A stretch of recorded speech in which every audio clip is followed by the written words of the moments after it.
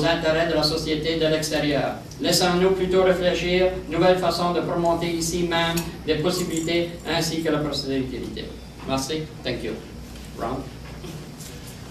If there's any questions, you guys certainly direct them to who you want. There's also a copy of the document from the center at the back of the room. I hope you all have one. So we'll turn it over. I wondered if we could do one-on-one because we'd be constantly going back and forth. Whatever suits you people. Okay, absolutely. So Thank you. We're not part of the discussions that's going on. What we would like to see is all the environmental regulations that are in place, and they jump through all the hoops. And from the St. John Labour Council perspective, we support it, but we certainly don't want to see any shortcuts taken. We'd like to see a federal and provincial impact study on the new refinery. And if they can meet all of the low gas emissions and produce their product, under the environmental rules that of today, then we'd support it. Other than that, we don't want to see any shortcuts. We don't want to see them have a right to just to make up the legislation on the fly. It seems to be what they're trying to do in some cases. And the Premier seems to be on board with this. We haven't had any discussions with the Premier. In all fairness to him, I guess, we would like to certainly sit down and have a discussion with him. There's a lot of things we see in the self-sufficiency report that we find it as, I guess, as a just different name for Atlantica. So, as we move forward, we'll certainly be contacting the MLAs in this area and the Premier, and want to be involved in some of the discussions that are taking place. Because one thing that hasn't happened is they haven't come out to the public and let the public know what Atlantica is all about. So how exactly does Atlantica affect the worker on an individual basis? One of the main concerns from a labor perspective is we're worried about when they say that legislation is intrusive, it's in the way of big business. We don't feel like we have enough legislation for the safety of workers in this province, so we certainly will take that point head on. We've fought for many years to get decent health and safety laws in this province, so we will fight head on to protect them in the future. Can I comment on that question for 1 second?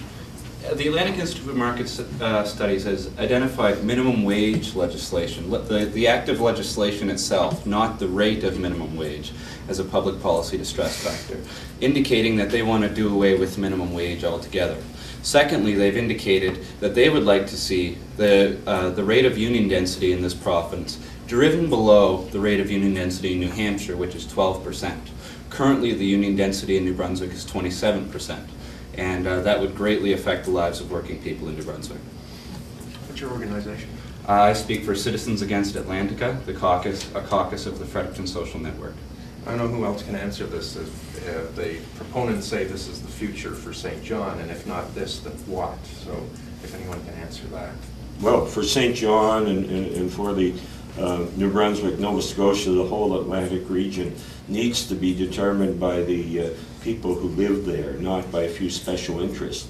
And the biggest failure in this Atlantica concept now is that it's not being discussed. The government should immediately step in now and see how the public feel about Atlantica through public hearings, for town hall type meetings. We see this in everything now where special interests, special powerful interests are pushing agendas ahead, which are causing a lot of distress to both labor issues, the environment, quality of life here, and the future of our communities.